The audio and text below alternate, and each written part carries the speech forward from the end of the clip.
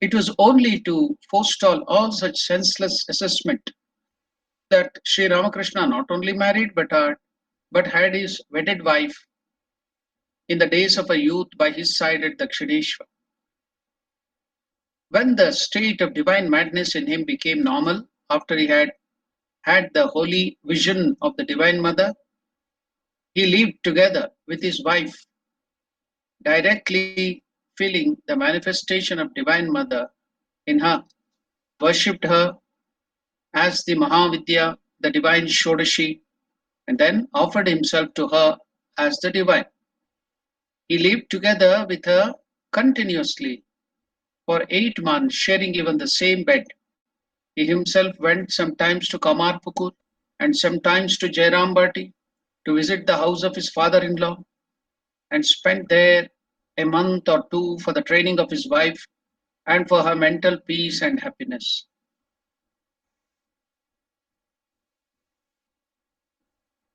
Remembering the events of the time when Sri Ramakrishna lived with Sharda Devi at Dakshineshwar, the Holy Mother says, even now to women devotees, it cannot be expressed in words in what wonderful divine mood he passed his days and nights then, in that state of divine semi consciousness.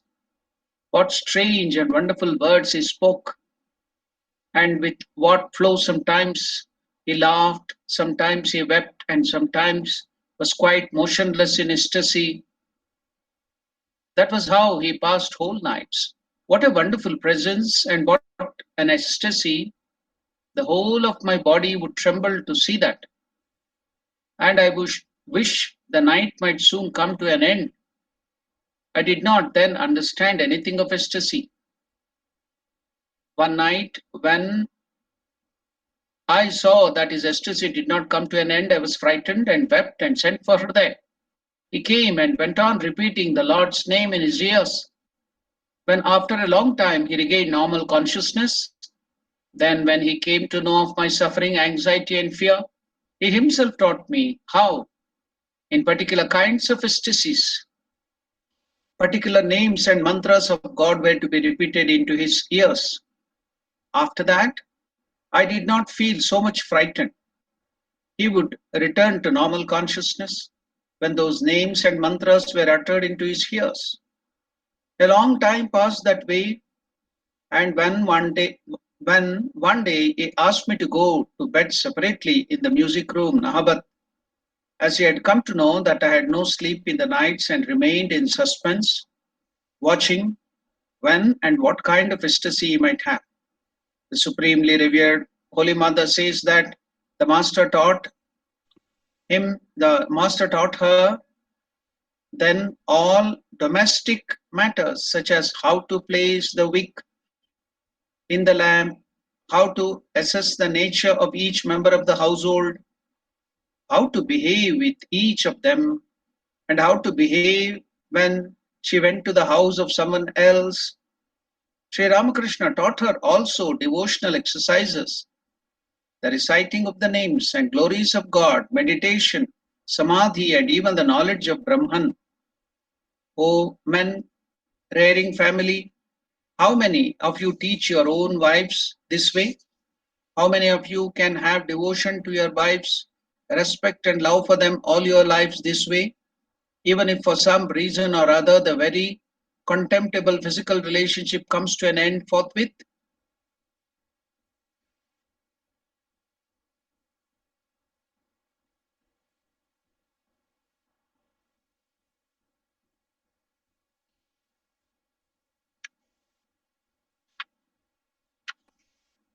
So we're supposed to go to the mood of the spiritual teacher in youth, chapter 5th.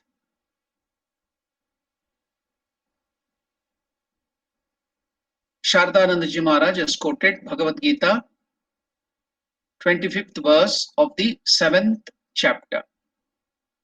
In the beginning of this, the mood of the spiritual teacher in youth. As last time we saw, Sri Ramakrishna's mood of spiritual teacher was awakened completely after Samadhi, but Sri Ramakrishna's Guru Bhava, or his trying to help the people in spiritual life, had developed even from his childhood. A lot of examples were given when he was even a small child, even before the sadhana period when Sri Ramakrishna became so engrossed in sadhana. He was all the time having that Guru Bhava. He used to help people in the progress of spiritual life to all the people who came to him. We also saw that he helped the people even during the onrush of spiritual storm in him. Even at that time, he didn't stop helping people in spiritual life. But that mood of his, the Guru Bhava, developed completely after his Nirvikalpa Samadhi for 6 months or completion of his sadhana. Now, the Bhagavad Gita verse quoted by Shardanandaji Maharaj is wheeled by Maya, consisting of three gunas. I am not manifest to any except to some of my devotees. The deluded world does not know me, the unborn and immutable. Lord Krishna, identifying himself with the Parabrahma Swarupa, the highest Godhead, is telling here in this verse, veiled, that is covered by my Maya, consisting of the three gunas, Trigunatmika Maya, Sattva, Rajas and Tamas. I am not manifest to any except to some of my close devotees who have devotion towards me. The deluded world does not know me, the unborn and immutable. This is the 25th verse of the 7th chapter in Bhagavad Gita. A special manifestation of the mood of spiritual teacher in the master's life began the day he engaged himself to perform the sacred daily worship of the Divine Mother at Dakshineshwar. So, even before he started his sadhana, even while he was doing his sadhana, we can see that Sri Ramakrishna's Guru Bhava, this mood of the spiritual teacher, it began there. He engaged himself to perform the sacred daily worship of Divine Mother at Dakshineshwar. It was the starting of the period of this sadhana. He was then in a state of divine madness. So because of that, he didn't stop helping other people. Even in that divine madness, he was guiding people. So that Guru Bhava was awakened even then. It was the starting of the period of his sadhana. He was then in a state of divine madness on account of love of God. In spite of all that, one who is a spiritual teacher is always so, whether it is divine madness, whether in his childhood or in his married life. He is a spiritual teacher, always, says Shardanandaji Maharaj. For one who is a leader is so from childhood. Note it. For one who is a leader is so from childhood. It is not as if people from a committee consult one another and accord him the position of the spiritual teacher or the leader. As soon as he appears before the society, the minds of the people are filled with respect for him, and bowing their heads before him, they immediately begin to learn from him and obey his commands. This is the law. Swami Vivekananda said, a leader is always born and never made. A leader is always born and never made. It is therefore seen that the acts, which call forth irrevocable punishment from an angry society when they are committed by ordinary people, make the same society follow them fondly when they are performed by the teacher of the men. Bhagavan Sri Krishna says in the Bhagavad Gita, people follow whatever he, a teacher of the people, sets as a standard by his own action. Strange as it may appear, it has all along been a fact and will continue to be so. Let the worship of Indra, said Sri Krishna, be stopped from today, and that of Mount Govardhana be commenced. In the Vrindavan, Sri Krishna told the gopis and the gopas in this way to stop the worship of Indra. And people began to do it. From today, said Bhagavan Buddha, let animal sacrifice be stopped. And immediately society discarded the injunction, Yagnarte Pashavaha Srushtaha. Animals have been created to be killed for the purpose of the sacrifice. When Jesus Christ gave permission to his disciples to have their meals on the Sabbath day, which was against the rules of the Jews, that became the rule. Muhammad married many wives, and still people respect and follow him as a religious hero and a selfless teacher. In all things, great or small, that is the case. Whatever they say and do become the standard of moral conduct. I have also quoted the Bhagavad Gita shloka where Lord Krishna tells that yad yad acharati shreshtaha tat tat evetoro janaha sayat pramanam kurute lokastadanuvartate. Whatever the elders, people in the higher position of life, whatever they act, accordingly, all the other people following them will also start acting. That's why Sri Krishna in Bhagavad Gita again and again tells, you might have realized God, you might have reached your highest goal. Even then, you should not give up doing good works.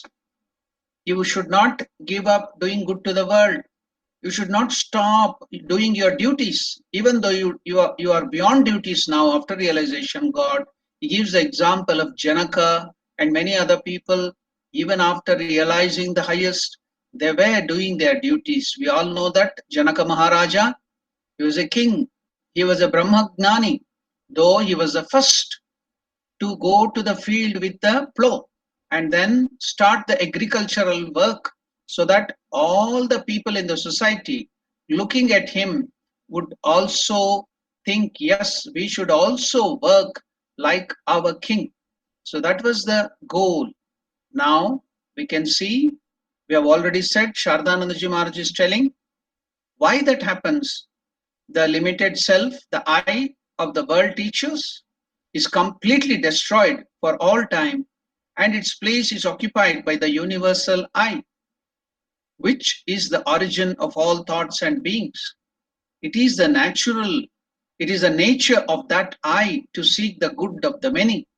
And just as the bees come to know of the blossoming of flowers, you need not give invitation to the bees.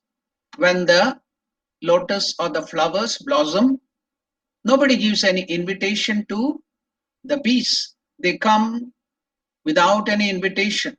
So likewise, Shardanandaji Maharaj is telling, just as the bees come to know of the blossoming of flowers and desirous of getting honey gather eagerly around them, though the flowers do not send them a loving invitation, so also as soon as the universal I manifests itself in any person, the afflicted people of the world come to know of it somehow or other and run uninvited to him for peace and bliss. It is only with great difficulty and after a good deal of austerity that a little drop or two, so to speak, of the manifestation of that unlimited I takes place in the ordinary perfected man. So, an ordinary jivas like us, if we do a lot of sadhana and destroy our ego and our selfishness, only a fraction of that unlimited I, that is the universal I of the Ishvara, may be manifested there. But in the case of the avatar Purushas, the whole of the Lord is manifested in them. Now you can imagine the Guru Bhava, the manifestation of the Guru in such people. For the manifestation of that superhuman mood then becomes as natural to them as their common daily actions like breathing, eating, drinking, and walking. What can therefore an ordinary man do except adore them? It's but natural that all the people will adore them because that Guru Bhava, the universal I, has manifested in them completely. People automatically, by default, even without their knowledge, they start revering them, respecting them, and following them too. Unable to fathom the depth of their divine nature with his plumb line of selfishness, what can man, poor and perplexed as he is, do but look upon them as God Himself, and with absolute reliance and devotion take refuge in them? So, completely surrendering to them and having complete devotion to such great souls, the ordinary people take refuge in such avatar Purushas. That is what Sharadanandaji Maharaj is telling. So now you can connect the Bhagavad Gita shloka. What is that? Except to some of my devotees, I am not manifest to any. The deluded world does not know me. The unborn and the immutable, veiled by Maya, consisting of the three gunas. The moment we take refuge and develop devotion, bhakti in God, then automatically we will also come to know the great universal I manifested in such avatar Purushas. When we study Sri Ramakrishna's life, we find in him also the gradual unfoldment of this mood daily when he was in the state of a sadhaka, even in his youth. At the end of his austere spiritual practices, after 12 years, so you should note that Sri Ramakrishna did intense spiritual practices for more than 12 years. So for 6 years, Sri Ramakrishna would not move from one place. He used to be sitting without sleep, without food, just meditating in deep samadhi. Sri Ramakrishna used to tell because he had not slept for 6 years. His eyelids had stopped the function of closing and opening. It was wide open all the time. So if anybody would bring their fingers to touch the eyeballs, the lids had lost the capacity. Such was the intense austerities which Sri Ramakrishna practiced. And we do some japa and meditation, and we think we have become so great and we have nothing to achieve. That's why Sri Ramakrishna used to always tell, egiye jao, go forward, you have to achieve so many things. By doing little japa, by doing little puja, we think that we have already attained too much. No, we have much to attain. The more we do, we can realize the Lord even in this very life, and we can become liberated even while living Jivan Muktas. So we find the first manifestation of the mood of spiritual teacher in Sri Ramakrishna as a youth in his relationship with Rani Rasamani, the founder of the Kali temple at Dakshineshwar, and also her son-in-law Mathurnath Babu, and in many other people, many sadhakas who came to him at that time. None of us have had the good fortune of seeing either of the two. But from what we have heard from Sri Ramakrishna himself, it is very clear that at the very first sight, those people felt attracted to Sri Ramakrishna, and this attraction gradually assumed unusual depths.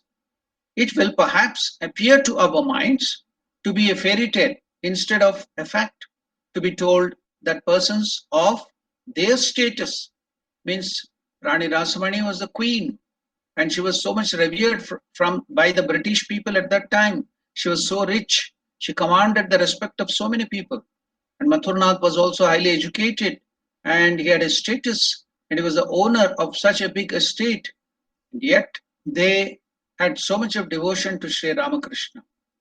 They could love an ordinary man, that too a priest in the temple of Dakshineshwar Kali, which was built by them. So Ramakrishna was just an ordinary man, so much and have so much reliance on him and devotion to him. For on a superficial observation, Sri Ramakrishna was then an ordinary, insignificant priest, while they were the leaders of society, great in wealth, position, learning, and intelligence, though love, though low in the scale of caste. Now, Sri Ramakrishna had a strange nature from his childhood. Wealth, respect, learning, intelligence, big titles, and appellations at the end of one's name. In short, all those considerations that make a person great according to our standards. We should have so many degrees, master degrees, then we should have so many doctorates and postdoctorates, and then if we have lot of bank balance, then if we have so many chartered flights and cruises and other things, then people are considered to be great. But according to Sri Ramakrishna, those were not at all important to him. He used to say, when one ascends the monument, the 3 or 4 storied building, during that period, that was the tallest building. So the Ochterlony monument built there by the British in Calcutta was very tall at that time. Now you can consider the tallest building in USA, or now the tallest building in Arabia, that is the Burj Khalifa. Or if you go to Malaysia, there too there is tallest building, twin towers. Then now in India too, you are having so many tall towers.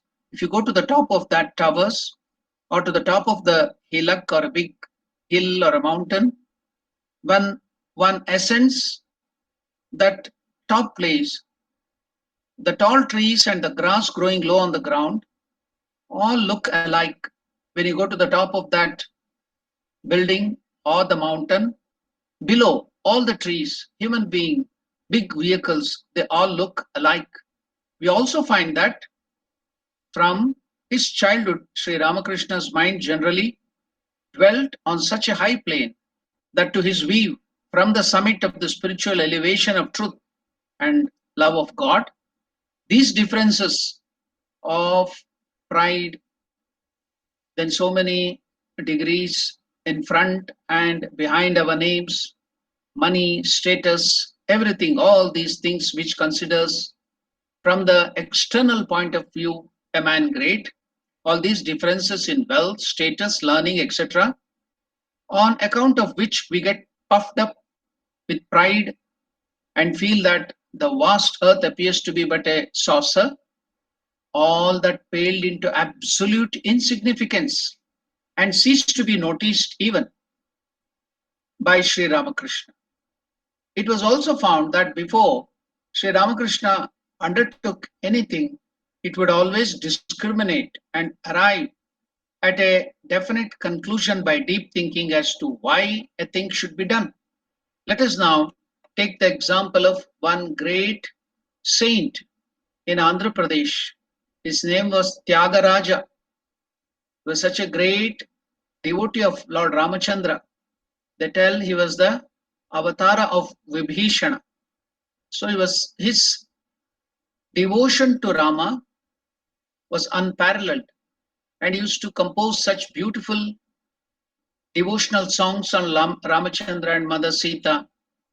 The king then of that place was very much attracted towards Tyagaraja's compositions. He told, come to my court, be my court singer. How much money do you want? I'm going to pay. I'm going to give you lots of money, lots of wealth. Just come to my court and start singing about me, praising me, write songs about me. Then Tyagaraja flatly refused, telling that I am going to write only the emperor, the real emperor, Lord Ramachandra's devotional songs. I will not praise any human being. You may be the king, but compared to Lord Ramachandra, you are nothing. Then you may be knowing that he composed that wonderful song of his Nidhi Chala Sukama, Sannidhi Chala Sukama. Nidhi means money, all that diamonds, wealth, and jewels which the king had sent to him. He refused that flatly and sent it back, all that wealth. Other people would have simply fallen for that, such wonderful gifts. But Tyagaraja refused and sent it back, and he composed that song, Nidhi Chala Sukama, which is great solace, which gives us sukha and enjoyment. Is it Nidhi, the wealth, or Sannidhi? Sannidhi means the presence of the Lord. So for him, it was Sannidhi. The presence of Lord Ramachandra was more joyful and blissful than all the costliest diamonds and gold which the king had sent to him. So he refused them. If that is the case with the ordinary devotee, that he could refuse or send away the costliest gift from the king and accept only the Lord's name, then what about Sri Ramakrishna, who was himself an avatar Purusha? And what would be all these great things of position, the pride, the money, and the status? Nothing bothered him. It was also found that before Sri Ramakrishna undertook anything, he would always discriminate. He would do the vichara. He taught us how to do vichara with viveka. I think in the last class, we went into the detail of Sri Ramakrishna teaching us how to do the vichara, inquiry, self-inquiry between the real and the unreal, between the good and the bad, between God and that is against God. So we have learnt it. We will not go to that again. But here, Shardanandaji Maharaj is mentioning Sri Ramakrishna, before undertaking any task, any sadhana, he would always first do the vichara, discrimination, the self-inquiry between what is good, what is bad, what is right, what is wrong, and then arrive after discrimination, vichara, the viveka vichara, at a definite conclusion by deep thinking as to why a thing has to be done, where the relation with a particular person would ultimately lead him, and had where it had led others under similar conditions. So, false appearances could never deceive him by their glittering show and deflect him from the right course. The readers may argue, but this kind of discriminating intellect will bring first of all the defects of all things before the eyes and paralyze all urge for activity and make all understanding impossible. So now Shardanandaji Maharaj is raising the doubts of the Purva Paksha himself, because all these doubts will crop up in our mind. It's but natural. If we go on looking at all these things, discriminating in this fashion, we will, in the beginning itself, start seeing so many mistakes and defects of others, and we will lose interest, urge for activity, and all those things. We will become fatalistic. To that argument, to that doubt, now Shardanandaji Maharaj is explaining, yes, it is exactly so. If the intellect were not purified before and freed from desire, and if it were not turned to the high ideal of the realization of God, the attitude of extreme caution and calculation would undoubtedly render man aimless and inactive, and sometimes self-willed and reckless even.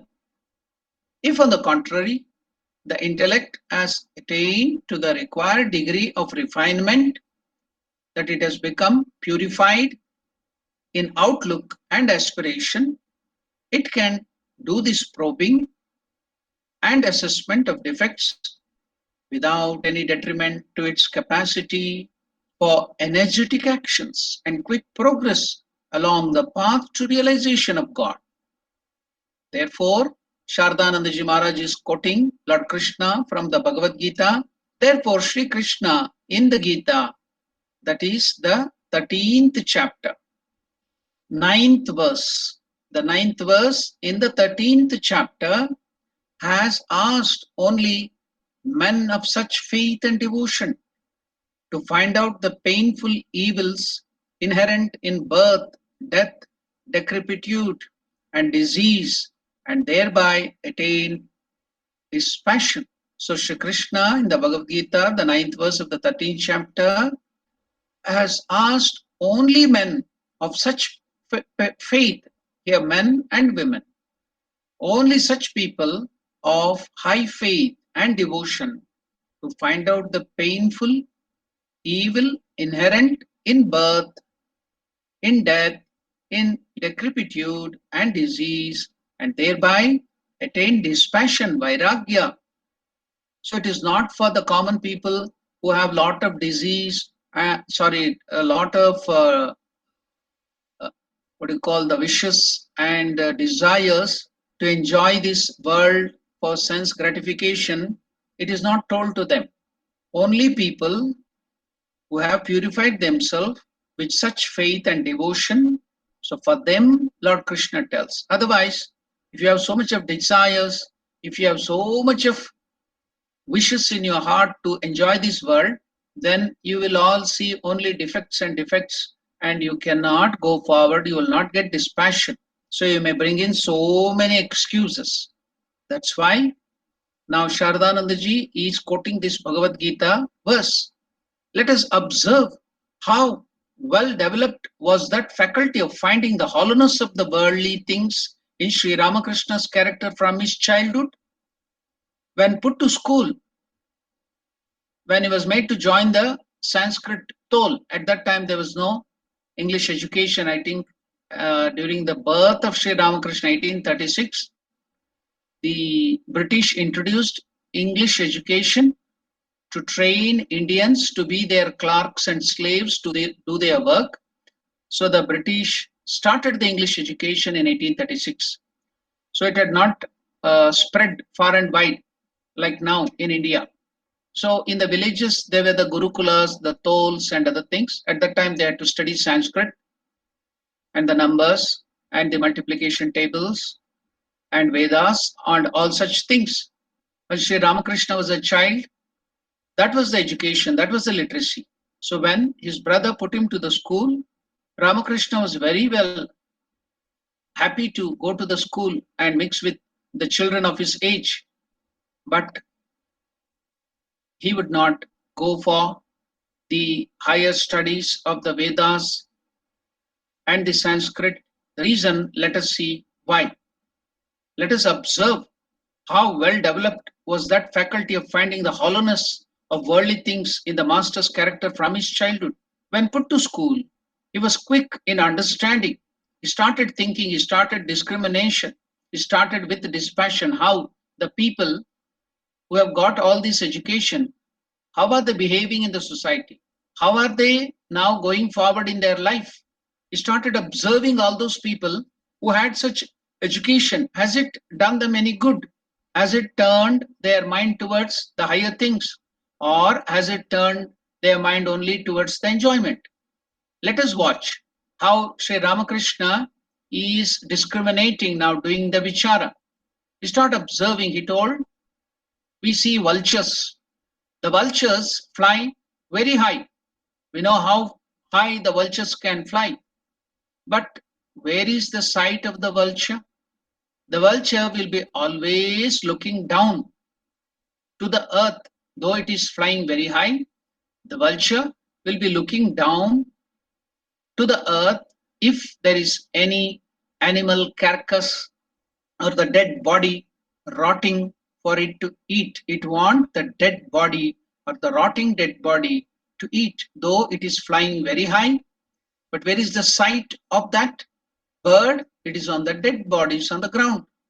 Likewise, we may have lot of higher education which may teach us such good things, such wonderful things, but where is our aim? Where is our what do you call the attention? It is all on earning money. It is all on enjoyment. It is all on sensual enjoyments. That's all, nothing else. Though you have studied such great things in your school and colleges, have you put a little even to practice? They may start reading such great subjects and become great engineers, such great people with so many good studies. Finally, they end up in outsourcing in some software company, typing something for them, then transcribing something for them. It is in no way connected to their education and to the service to the society at all. What are they doing there? Just doing some typing work like a clerk. Why are they doing so? Only because it can give them more money. So money is their target. What for? High status in society, and they want to get such big buildings, vehicles, and enjoyment in life. That's all. That's the goal. Then what did it happen for your higher studies? What were all that such higher ideals and moralities and ethics which you learned during education? Have you put it into practice, even an ounce of it? What are we doing? So, the wonderful, pure mind of this little Gadadhar, even as a child, started watching what are these people after becoming great pundits of the Vedas, of Sanskrit? How is it behaving? How is it helping the society?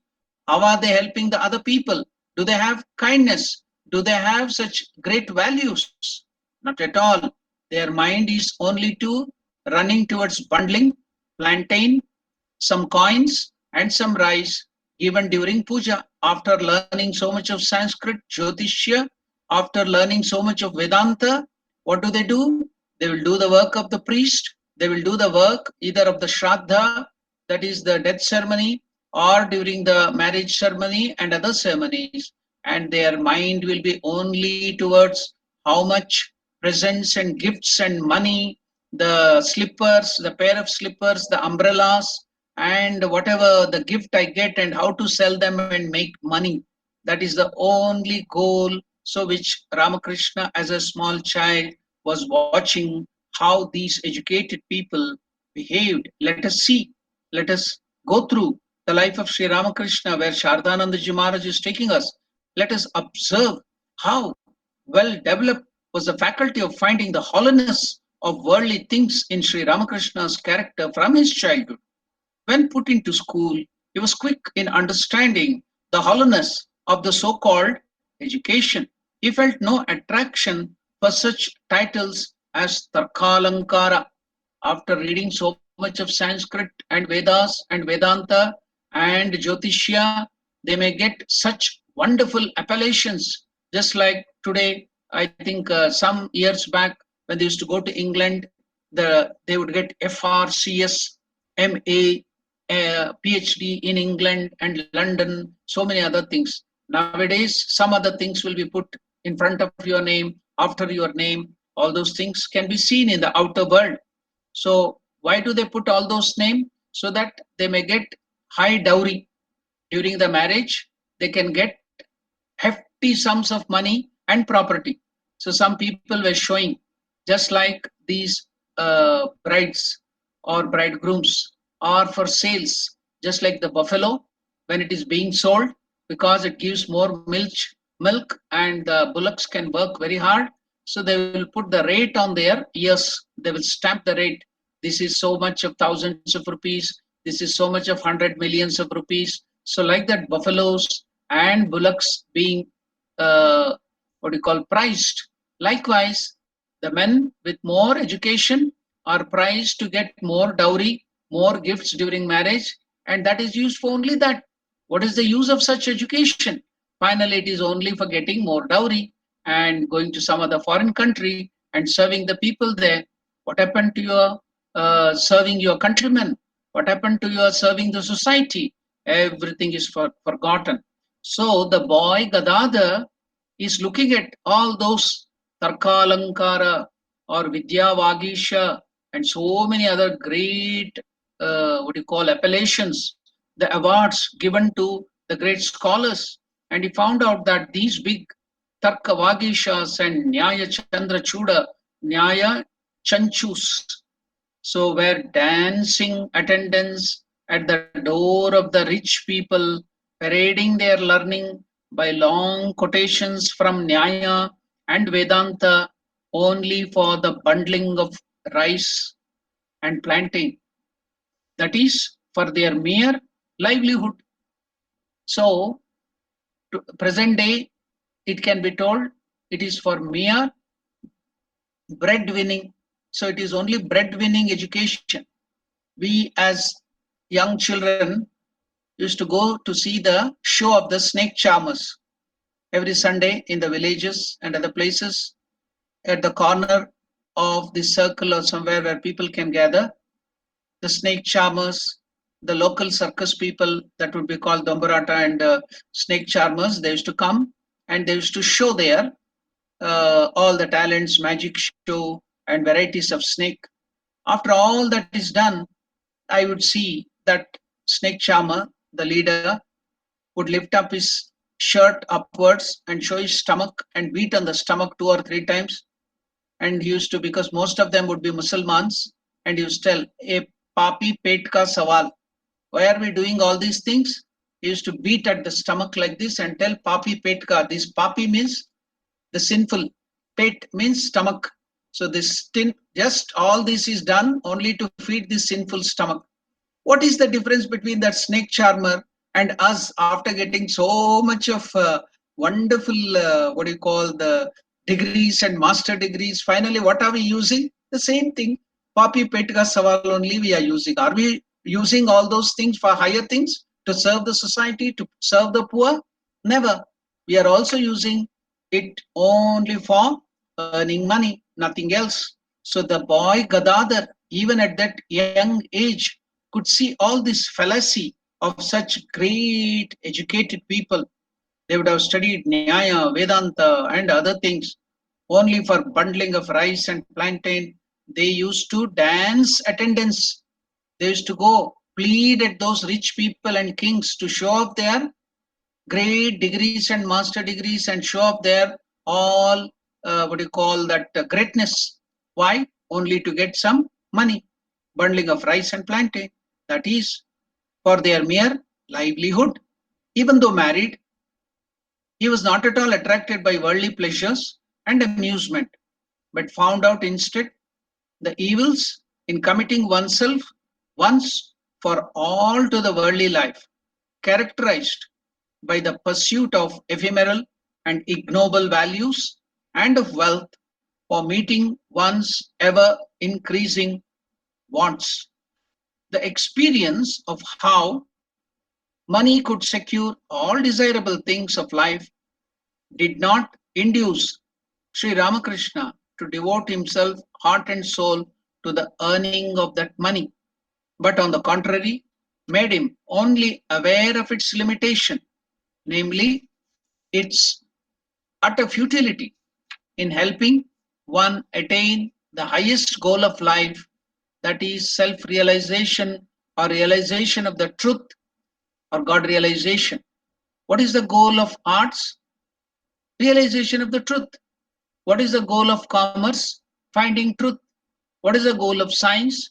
Finding the truth behind this external nature. So everything is guiding us towards finding the truth. And after getting all this education, what are we trying to find? The truth behind the money. So Ramakrishna as a boy is finding a different goal. He saw the utter futility in going after money, but his education was meant for attaining the God realization.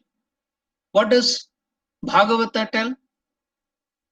When I was looking after one educational institution in Bangalore, Ramakrishna Vidyartha Mandiram, when we were, what do you call, renovating it, when we built a very big arch, we wanted to give a motto to our institution.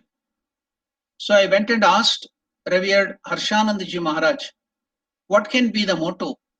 It's like every educational institutions will put some Sanskrit quotation. Gnanena sadrusham pavitramiha vidyate. So like that, there are so many great quotations. What can be the motto of Ramakrishna Vidyarthi Mandiram? Then Harshanandaji Maharaj gave a statement from Bhagavatam. And what was that? It is displayed in beautiful shining letters on the top of the arch of Vidyarthi Mandiram. What is that? Sa Vidya Ya Vimuktaye. What is the meaning of this beautiful Bhagavata statement? Sa Vidya Ya Vimuktaye. That is real education which gives you real and eternal freedom. That is real education which gives you real freedom, liberation. So what is real freedom? It is God realization. So what should education give you? Real freedom, the truth, and that is God realization. So that is what Bhagavata is telling. After reading Bhagavata, what do? We go and proclaim Bhagavata to earn some money, to show off my scholarship. What is the use of that? We don't go for liberation. We don't go for freedom at all. We go for bondage. We get bound to this world more and more. Then what is the use of studying Bhagavata? Like that, there are so many great quotations everywhere. Another Sanskrit quotation is Yadi Shraddha nahi syat Vidyaya kim prayojanam. Yadi Shraddha syatam Vidyaya kim prayojanam. Suppose you have faith in yourself. If you have already faith in God, then what is the use of education? Suppose you have not got faith after education, then what is the use of that education? That means what should you get after education is you should get faith in yourself and faith in God. That is the goal of education. Then are we really getting faith? I'm seeing so many people, they can't face themselves, they can't face examinations, they can't face life, even after getting so much of highly, they are highly educated, they can't face the troubles of life. Then what have you learned? So you have not got Shraddha, that is self confidence, and confidence or faith in God. So such wonderful things are there. Now, Gadadhar, as a small boy, is watching all of this futility. What is happening in the world? What are the people attaining to after getting all these beautiful scholarship and degrees and master degrees? Only after money, only after power, position, and only after self aggrandizement and sensual joys. So they are not at all interested in realization of truth, not at all interested in God realization, in spite of its usefulness in securing rice, pulses, cloths, bricks, land, timber, and other objects of daily utility. Again, he was not attracted towards acquiring name and fame. As a man of charity or a philanthropist, why do they do a lot of charity? Why do people do what you call dana and dharma? Just to get name and fame. While we used to go to some of the small temples in India, we had seen those people of charity who want to give money. So they will give one tube light to the temple for helping to get light there for the people who come. But it was very difficult to get light from the tube light. Why? They have painted the whole names of the family on the tube light. Who has given this tube light? The family of such and such, father's name, mother's name, the son's name, the children's name, the wife's name, everything is put on the tube light in such a way, the name is so important that the tube light cannot give out light at all. So what kind of charity are you doing? It's only for name and fame. You want name. So the one tube light you offer, and you want to put all the names of your family on that tube light. What kind of a charity are you doing? So, the acquiring name and fame as a man of charity or a philanthropist is the aim only that the author does not hereby means to discourage selfless work leading to liberation will be evident. So, it is not to discourage from doing the charity you can do even for name and fame. Very good, you will get punya, but you should be very, very careful. Your charity and your dana and dharma should be to please the Lord as a service to the Lord. So, in the beginning, okay, you will have the desire for name and fame, please go after it. You will have the desire for punya, please go after it. That's very good. Now, as he had clear perception that though, as a result of lifelong effort, a few free schools and centers of medical relief might be established, some hospitals may be built. Ultimately, when death intervenes, when you are on the verge of death, the philanthropist would have to pass away, leaving the world in as much want and suffering as at the start of his benevolent activities. What has happened to him? Has it made any benefit to him? While dying, he will be crying for life. He doesn't want to give up life.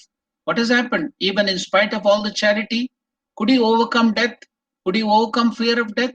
No, not at all. He is dying like any other people. Now you can see, watch during the coronavirus how people are dying like worms and vermins. So, how much of fear? They might have done so many great works because they have not done anything to realize their Atman or soul, to realize their real nature, realize God. Now, so much of fear everywhere. That's why you should note what is the motto given by Swami Vivekananda for the monks of Ramakrishna order and all the devotees of Sri Ramakrishna Sangha or Ashrama is Atmano Mokshartam Jagat Hitaya Cha.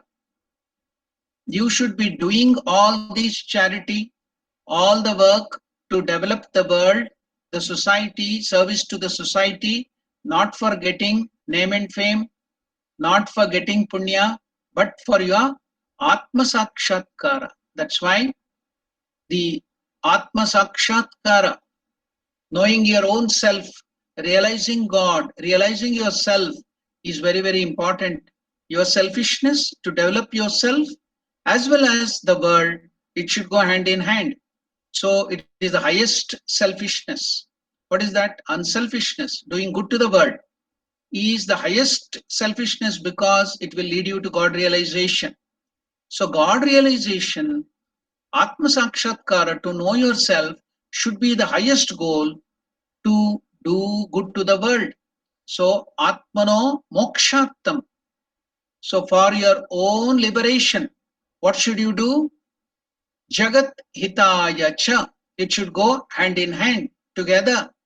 It should not be one after the another, but it should go together for that sake, for the sake of God realization, for the sake of realizing your real nature, you should do good to the world. So both are combined so nicely. So that is all the experience of that Gadadhar from his childhood, which he gave it to Vivekananda.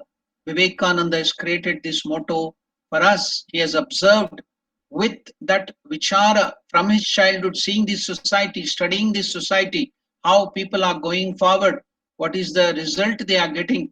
So all that study is the result in the form of Ramakrishna Matha and mission. In this way, in all matters, Sri Ramakrishna from his childhood, his spirit went to the very depth of things. Therefore, it was very difficult for ordinary men, especially for the people proud of their learning and wealth, to rightly recognize and understand Sri Ramakrishna, who had such a peculiar nature. For such persons are never accustomed to hear plain and straightforward talk on questions, as most of those who surround them are sycophants, means they will be just praising the other rich person, or they will be praising the person who has money, or they will be praising, they will be there to do the gunagana. So when the king or some great people come, they will be telling Bahuparak, Bahuparak. So they are called sycophants. Their work is to just praise them and get little, earn some money, that's all. When the world is filled with such people, what can you expect? So when Ramakrishna used to think so deeply and understand the secret of this world, they used to think, oh, Ramakrishna has gone mad. Why? Because if one sheep falls into the ditch, then all the other sheep family will go and fall into the ditch. They will never question that one sheep has fallen, so we should stop, we should not go there. They will simply follow. If any person would not go and fall to that ditch, they will think, oh, this person is mad. He is not too fit to be a sheep. He does not belong to our family because he has not fallen to the ditch. So he does not belong to the sheep family. Put him out. He's mad. He doesn't belong here. So this is how we think. That is called sheepish mentality. So everywhere, surrounded by sycophants who want only to please the rich people, want to please the famous people. So situated, they gradually lose the very capacity to withstand such flattery, surfeited as they are with wealth and public honor. No wonder that such people, no wonder such people unable to recognize him should take him to be vulgar, mad, or proud. It is therefore all the more surprising that, contrary to this attitude, Rani Rasamani and Mathura Natha, who were among the wealthy and important persons of those days, should look upon Sri Ramakrishna with love and reverence in spite of his peculiarities. It seems to us that it was only by the grace of God that they not only retained their attitude of love for him, but surrendered themselves entirely at Sri Ramakrishna's holy feet, accepting his peculiarities only as manifestations of his divine mood as a spiritual teacher.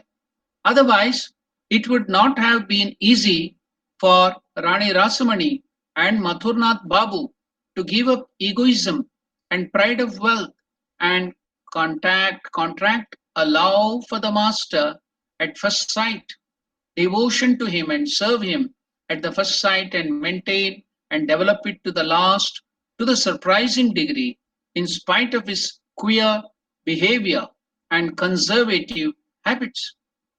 For example, he went without food on the day of the dedication ceremony of Kali temple at Dakshineshwar, and later when he had to stay in the temple, he would day after day rather do his own cooking on the river bank of Ganga with the provisions supplied from the temple store than partake of the food offered to the deity and sanctified by her. All because the cooked food belonged to the person and would, as he thought, pollute him, though his own brother had performed the worship, offered the food, and partaken of it as prasada. Mathurnath's love and vague admiration of Sri Ramakrishna led him to seek an opportunity to appoint him as the priest of Mother Kali, but the eccentric master avoided talking with worldly Mathur, and Lattice's repeated attempts notwithstanding, it is not extraordinary that under such circumstances, the love and admiration of Mathurnath Babu and Rani Rasamani were steadily increasing, even though Ramakrishna refused to recognize them, Ramakrishna refused to obey them, even to take up that service of Mother Kali, yet the love and devotion of Rani Rasamani and Mathurnath went on steadily increasing. So now you can understand the verse here told by Shardanandaji Maharaj in the beginning, that wheeled by Maya, consisting of the three gunas, I am not manifest to any, only except to some devotees who have faith and devotion. The deluded world does not know me, the unborn and immutable. Now you can understand why Shardanandaji has quoted that in the beginning of this chapter. The master, Sri Ramakrishna, had by now got married. He was in the heyday of his youth. He had returned to the Kshaneshwar after his marriage and had taken charge of the worship of the Kali, the Divine Mother. And as soon as he has done so, the divine madness was again upon him. In his agony at not having realized God, he rolled on the ground restless and rubbed his face mercilessly against the sand of the Ganga and the ground. Though it was bleeding, his face would be bleeding. He would be crying piteously all the while, Mother, Mother, please give me your darshan. Mother, I want to see you. He wanted the realization of Divine Mother.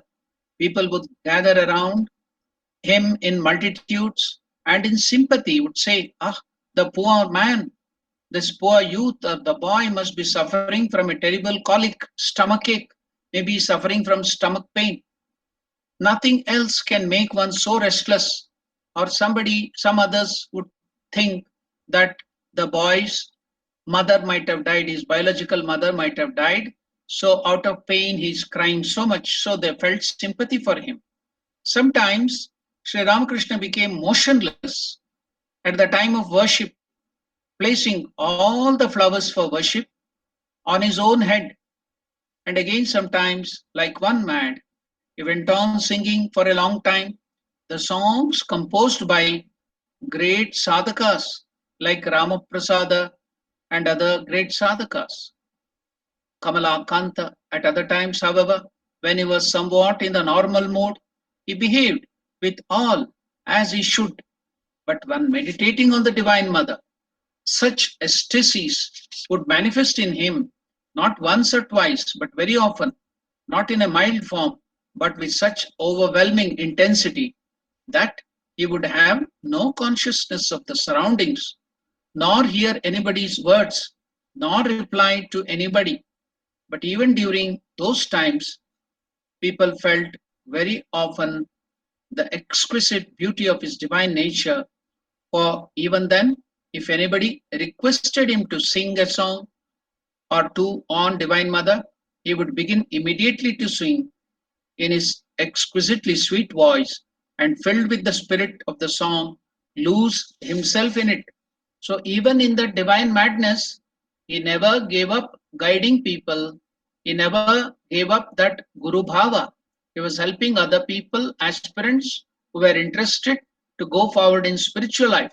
So from his childhood, even during the madness, he never gave up that Guru Bhava. He used to help people whenever it was required. Now, not only the lower officers of that temple, but also the cashier, the chief officer of the temple, brought many false tales of Sri Ramakrishna's improper conduct and unceremonious actions to the ears of the queen, Rani, and also to Mathur Babu. It was reported the junior Bhattacharya, means the junior priest, so Chikkainoru, the junior Bhattacharya, he was called, Ramakrishna was called because his brother was called as a senior Bhattacharya. Bhattacharya means in South India and other places in Kashmir, we call by the name Bhatta. Bhattaraka. In Jains, they are called Bhattaraka, one who do the work of Homa, Havana, priest, they are called Bhattarakas or Bhattacharya or Bhatta. So the junior Bhattacharya, that is Ramakrishna, is ruining everything. He's not doing the worship according to the injunctions. He's doing it in a very different way. He's sitting with long meditation. He will never get up from the Naivedya at all. The mother's worship and food offering are not done properly. Can the Divine Mother accept anything that is done so improperly? They complained like this, but that did not produce any desired results. For Mathur Babu, who used to now and then to come suddenly to the temple without informing anybody, noticed unobserved the longing devotional behavior of Sri Ramakrishna. his affectionate and childlike importunities to the Divine Mother during the worship, and his profuse shedding of tears out of the joy of devotion, bhakti, intense bhakti. Subsequently, he ordered all the officers of the temple, "You shall not obstruct Junior Bhattacharya or find fault with him in anything he might do.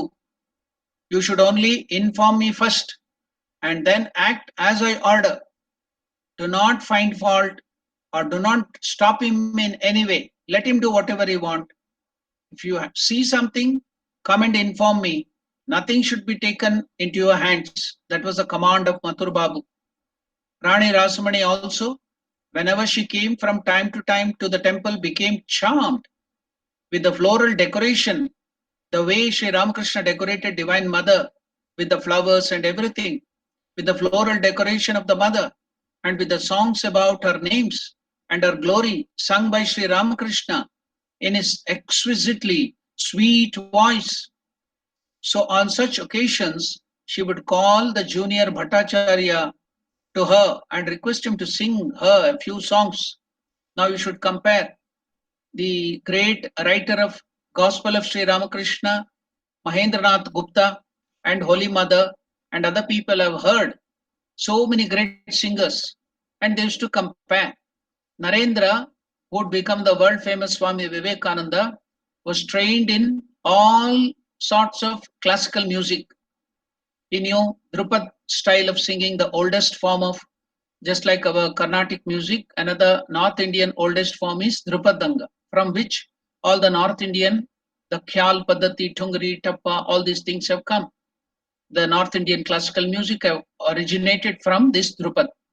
So the South Indian classical music has come from the Carnatic music. So Swami Vivekananda knew this old form, Drupad Ang, Khyal, Tungri, Tapa, and not only singing, he could play on so many instruments like esraj and so harmonium, and he could play on the percussion instruments like tabla, pakwas, and he was expert in music in all the. He could sing continuously for 2 days without break. He could play tabla and pakwas continuously for 2 days without break. Such was his expertise. So he was considered to be a very good classical singer. And when people heard him, it would mesmerize. The voice would be so beautiful. But Ramakrishna was not at all trained in any classical music. He used to sing just with the devotion, that's all. Holy Mother and Mahendranath Gupta and other devotees, great devotees, who had heard all the best singing, the classical singing, not only of Narendra and other people, they used to tell when Ramakrishna would sing with devotion, the voice, the devotion, the singing would make the other great classical musicians singing pale into insignificance. It was not at all comparable. Such was the devotion with which Sri Ramakrishna used to sing. Why?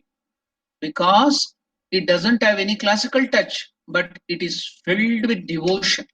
So that is very, very important. Bhakti is very, very important. So now and then, Rani Rasamani, whenever she came from time to time to the temple, became charmed with the floral decoration of Divine Mother, which Ramakrishna used to do, and with the songs about her name, that is Divine Mother's name, Kali, and her glory sung by Sri Ramakrishna in his exquisitely sweet voice. So on such occasions, she would call the junior Bhattacharya, that is Ramakrishna, to her and request him to sing her a few songs. The master also would completely forget that he was singing for any mortal. So he forgot completely. Now see, he is singing to the owner of this big temple. She is the Rani of that kingdom, small kingdom there. So he forgot everything. While singing, he would not be worried who is listening. But to whom is he singing? To the Divine Mother, the universal empress, the empress of this universe, Akhilanda Koti Brahmanda Janani. So I'm singing for her. Who is Rani Rasamani or even the Queen Victoria at that time? Nothing, nowhere compared. So on such occasion, when Rani Rasamani would request Sri Ramakrishna to sing a few songs, the master also would completely forget that he was singing for any mortal and filled with the spirit of the song, go on singing as if he were doing it for the Divine Mother herself. Thus, days were rolling on, as in the big household of the world, so in the small one of the temple too. All were busy with their own affairs, relieving, relieving the humdrum monotony of their lives by indulging in such piquant subjects as speaking ill of others, carrying tales and inventing new ones during the little leisure they could snatch from their preoccupation with the various concern for the promotion of their own worldly interests. That is what we do. Watch yourself when you join together with your friends, your chums, when four or five people of different ages or same ages join together. Just watch what you speak. Just observe what you do.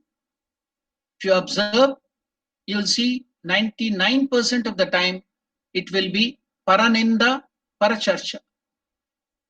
It will be always criticizing somebody else's fault, and paracharcha, and only discussion of something outer things. You can see that has come to the extreme because everyone loves the TV. The TV only shows only these things, television and all other movies or whatever shows, the serials, the news, and people are so much interested in crime news. I don't know how they will watch that crime news. Why? Because internally everybody is after the Vishaya Sukha, Vishayananda, it is called, not Bhajanananda, it is not Brahmananda, it is not Ishwarananda, but it is Vishayananda. People have so much love for the worldly things. So Paraninda, Paracharcha, wherever they meet together, they speak ill of others. So you can see even in the temple, the same thing was happening. So many people, hundreds of people, they are in the temple, but what is their mind indulging in? As in a big household of the world, so in the small one of the temple too, all were busy with their own affairs, relieving the humdrum monotony of their lives by indulging in such piquant subjects as speaking ill of others, carrying tales, and inventing new ones during the little leisure they could snatch from their preoccupation with the various concern for the promotion of their own worldly interests. Therefore, who was there to notice what changes were being brought about in the mind of Junior Bhattacharya? Ramakrishna, what is happening in the mind of Sri Ramakrishna, who was singing there for Divine Mother on account of his love for God? What is happening in his mind? He is a mad fellow. He is a mad Brahmana, priest, mad priest. The Babus, the proprietors, Babus means the proprietors of the temple, have somehow taken a fancy to him, and that is why he still retains the job. But how long can he retain it? He is sure to commit some strange act someday, and he will be thrown out, he will be sacked out of the job. Is there any certainty about the temper of these big fox, like this queen and the landlord and the kings? It takes very little time to please them and also to displease them too. So one fine day, this Junior Bhattacharya will be sacked from the job. This was the kind of talk that sometimes went on among the officers of the temple. The master's nephew and attendant Hriday had also joined the work in Dakshineshwar there at that time.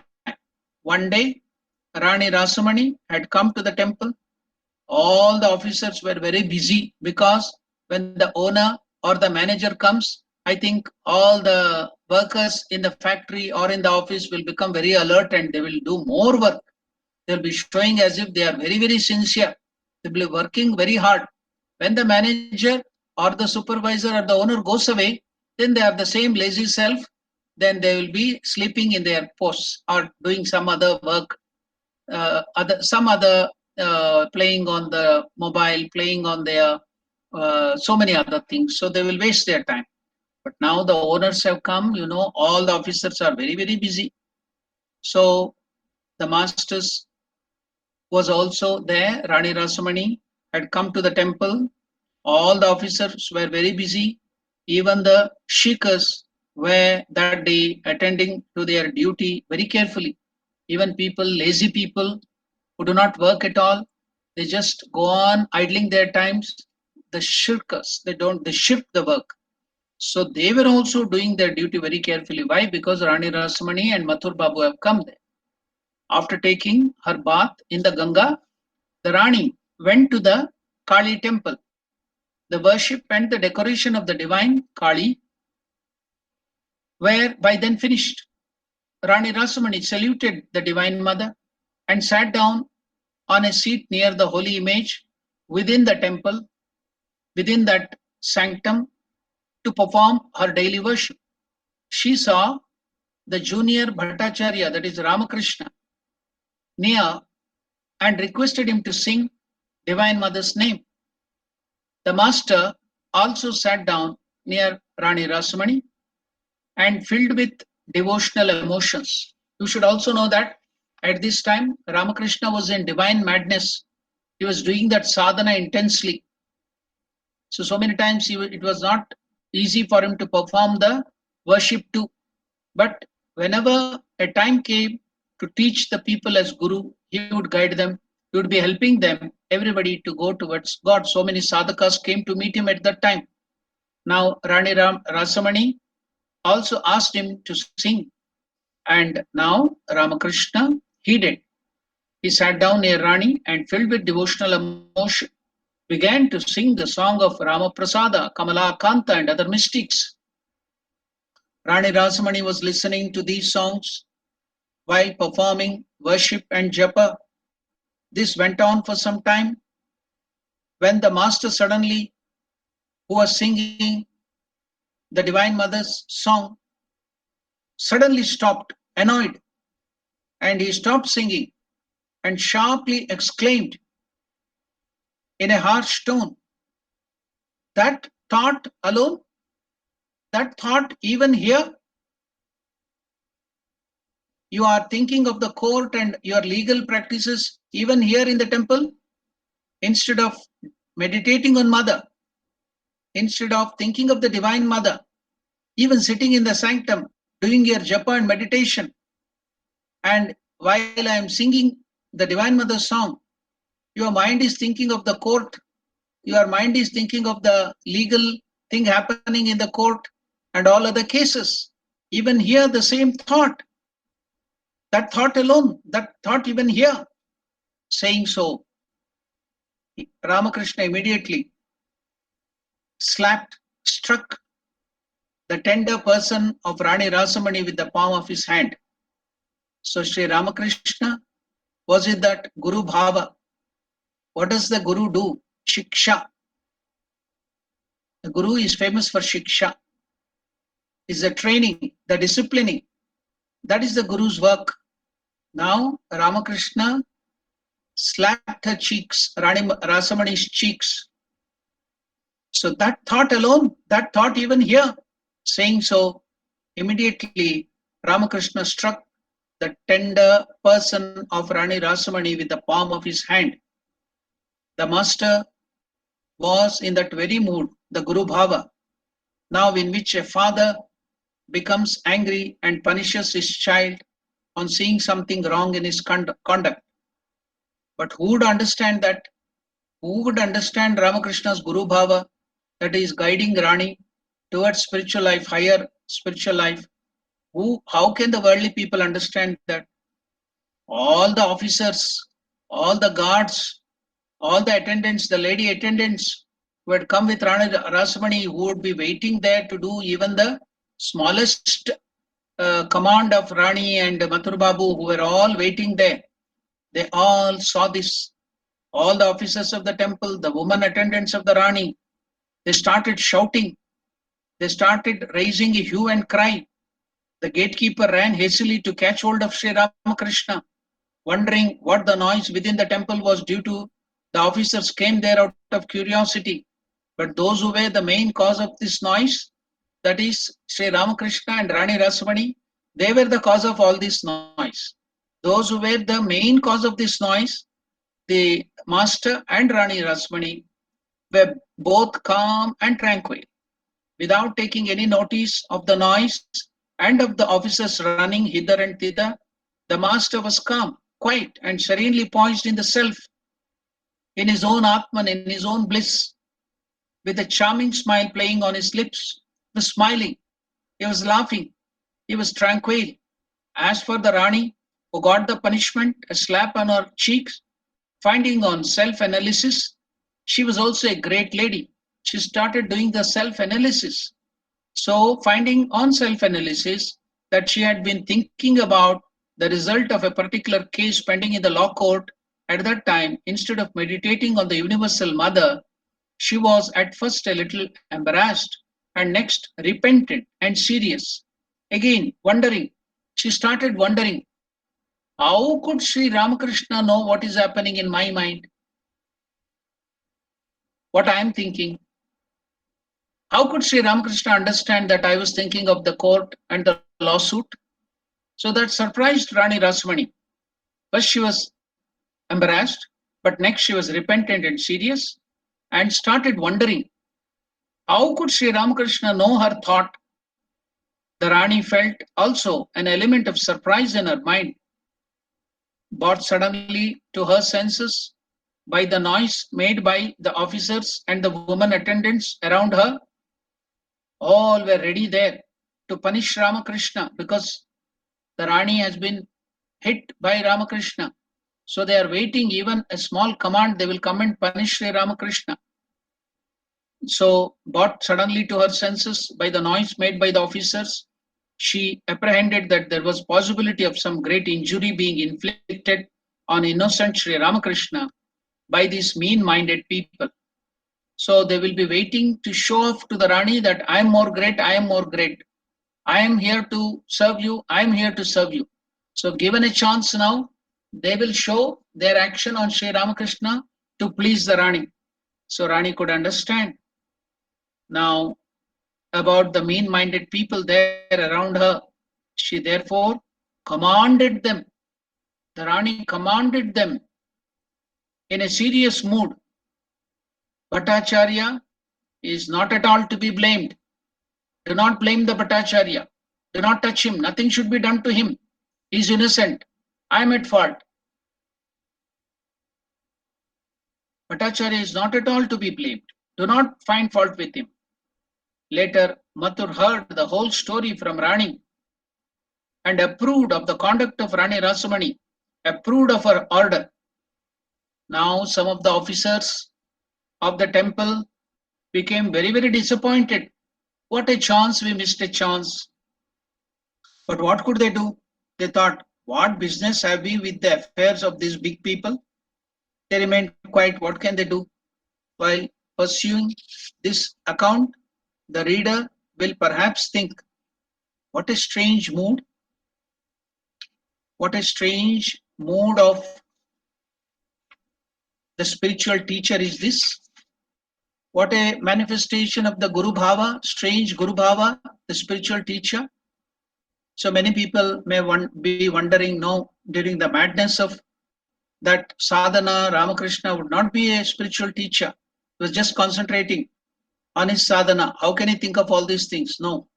From his childhood, at all points of his life, that Guru Bhava was manifested.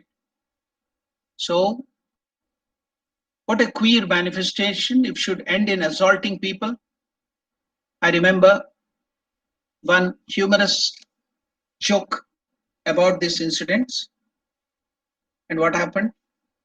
One day, Ramakrishna was coming out of, it's a joke, coming out of the Belur Math temple. It is done in our monastic circles. In Belur Math, when we all monastics and brahmacharis meet, so we make all these humor for ourselves in our life. So one day Ramakrishna was coming out of the Belur Math temple early morning after the Mangalarati. After all, so many, nearly 100 or 150 brahmacharis and 200 or 300 swamis would be meditating.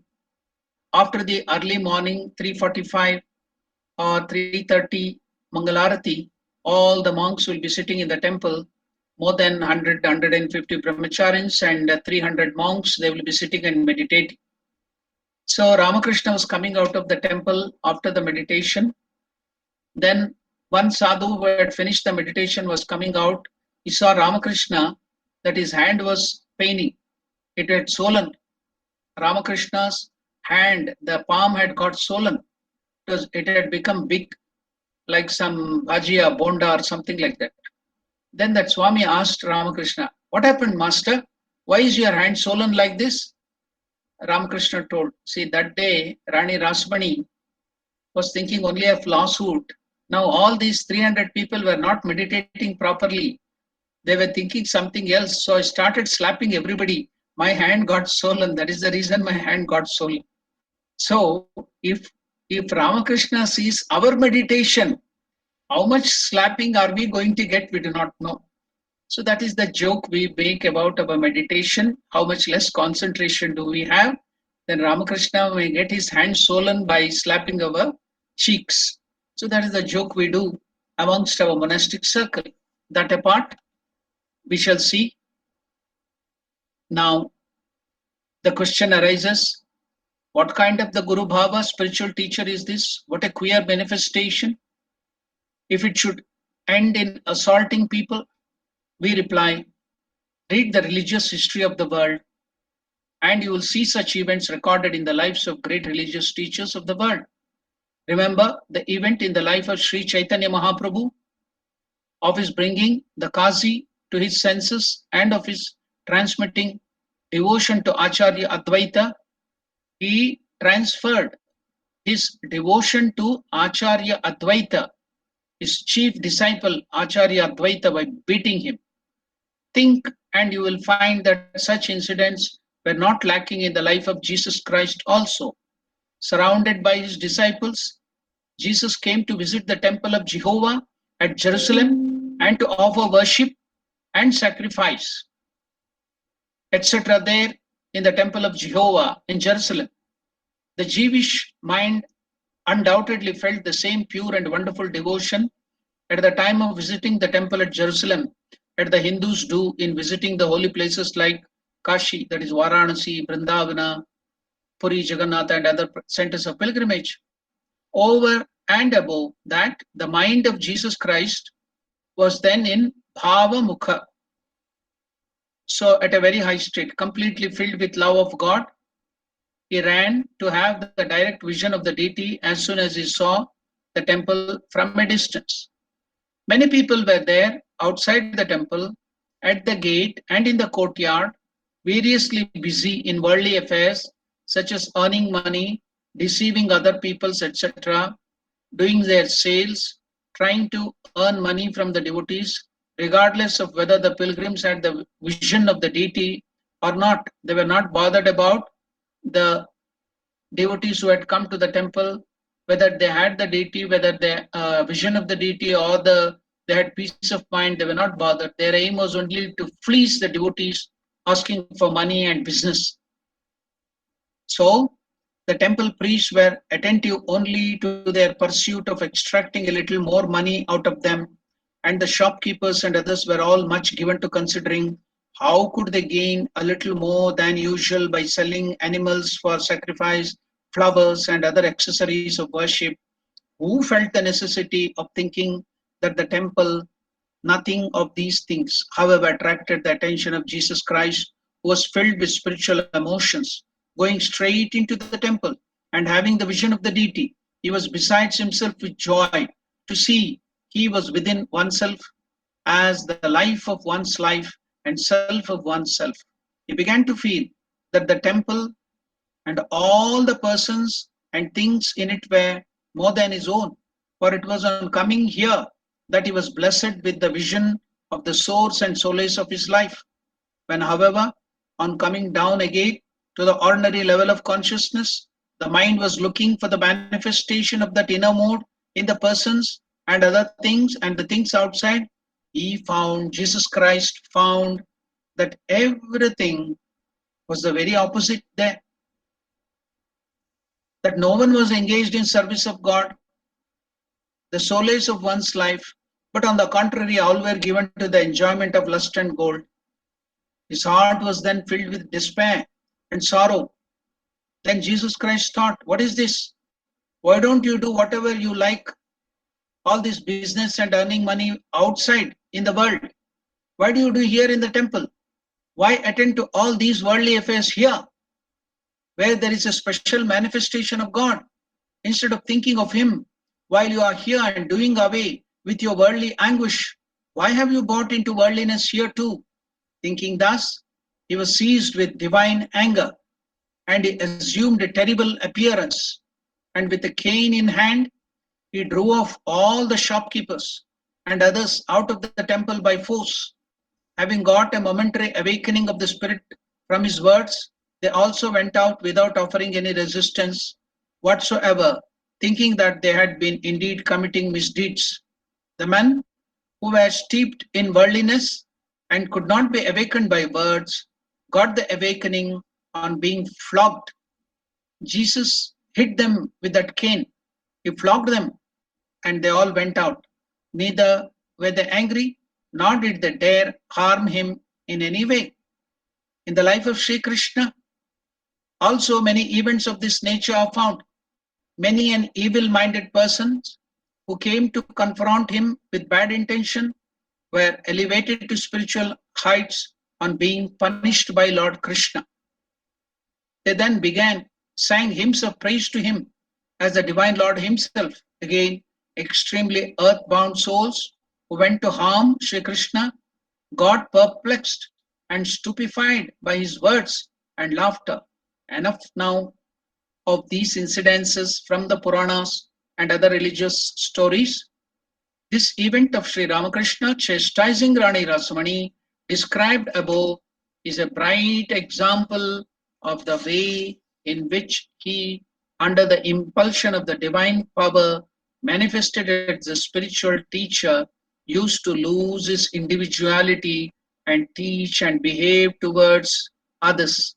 If we probe to find out the deep implication of the event, we shall find it not so insignificant affair.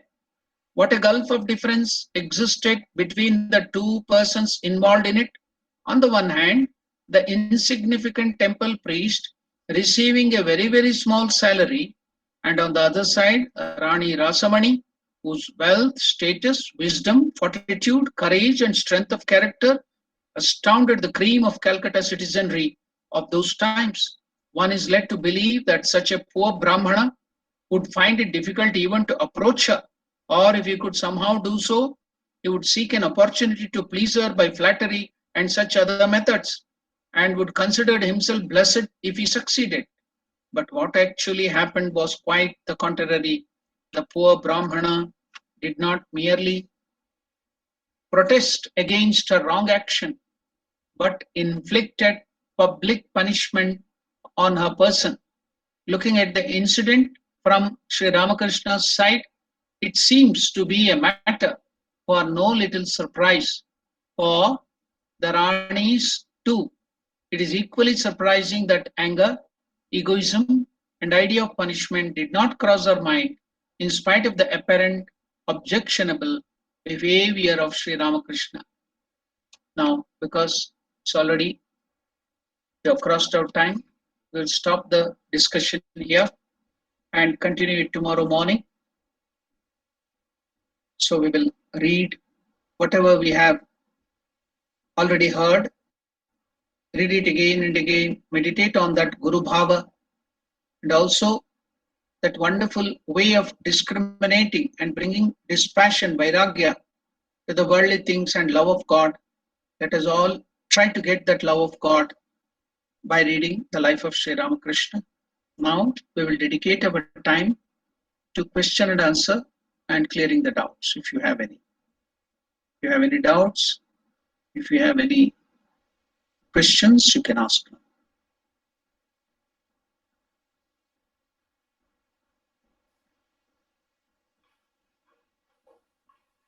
Pranam Maharaj, Jai Shri Ram Krishna. Jai Shri Ramakrishna. Please tell Naresh. Maharaj, I don't have a question. I just have a point I wanted to raise. Today marks the 13th day since the Mahasamadhi of most revered Srimad Swami Harshananji Maharaj. Yeah. We're extremely glad that the fruit of today's lecture, the truths of this lecture that has emanated from the great Master Sri Ramakrishna can be offered. to the well-being of this great Paramatma. I want to note that, Maharaj. Yeah. Thank you so much, Maharaj. Thank you so much, Maharaj. Yeah, that's a good idea. Today in Bangalore, there will be the Shraddhanjali ceremony. So many sadhus will have come there, and there will be Bandara, and there will be talk about revered Swami Harshanandaji Maharaj by many high revered monks coming today. So the whole day, from morning till evening, there are many sadhus who are coming there, and they are speaking about the great life, the wonderful spiritual life of Harshanandaji Maharaj. So it will be, I think, directly relayed also on the channel of Bangalore Ramakrishna Mutt. Anybody interested can go through that. So even in the evening, noon, they will break for the what do you call food and lunch and other small rest. Again in the evening it will commence. So the whole day there will be a program. There will be puja to Ramakrishna. There will be homa, havan to Ramakrishna for the welfare of revered Swami Harshanandaji Maharaj. All that program will take place in Bangalore. Anybody can connect to that and see the program. Maybe the lectures may be in Kannada. You may not understand it, but that is the thing. It will be happening there. Thank you, Maharaj.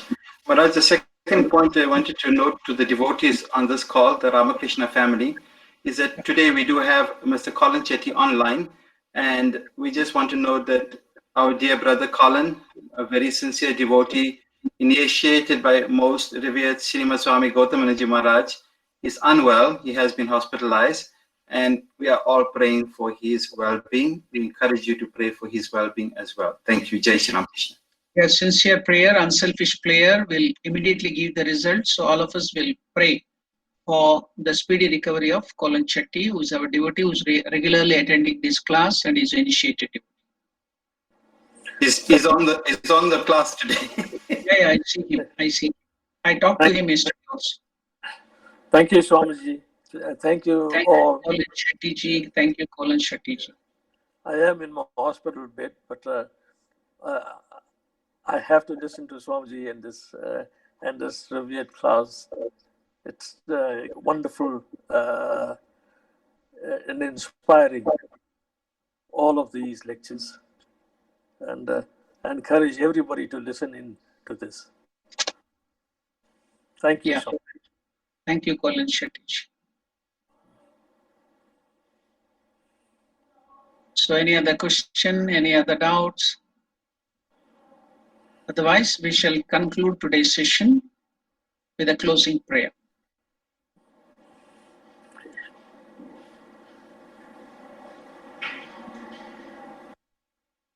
Om Priyatam Pundarikakshah Sarvayagneshwaro Harihi Tasmin Tushte Jagat Tushtam Prenite Prenitam Jagat Harihi Om Tat Sat Shri Ramakrishna Arpanamastu